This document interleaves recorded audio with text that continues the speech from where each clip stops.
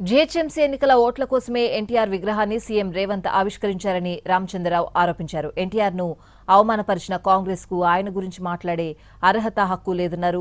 తన పేరులో తారక రామారావు ఉందని కేటీఆర్ కూడా చెప్పుకుంటారని ఆయన అన్నారు.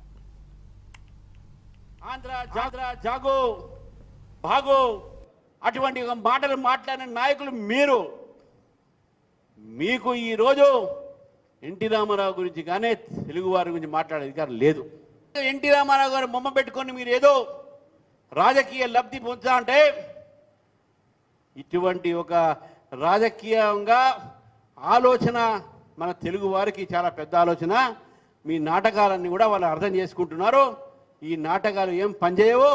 రేపు రాబోయేటటువంటి ఎన్నికల్లో ఏ ఒక ఓట్ల కోసమైతే మీరు ఈరోజు నాటకాలు చేస్తున్నారో ఆ ఓట్లే మిమ్మల్ని ఓడగొడతాయి. ఎన్టీఆర్ విగ్రహం గారు రాగానే కేటీఆర్ గారు మొదలుపెట్టారు. అరే నువ్వేంది ఎన్టీ రామారావు విగ్రహం పెట్టేది? నా పేరులోనే ఎన్టీ రామారావు, తారక రామారావు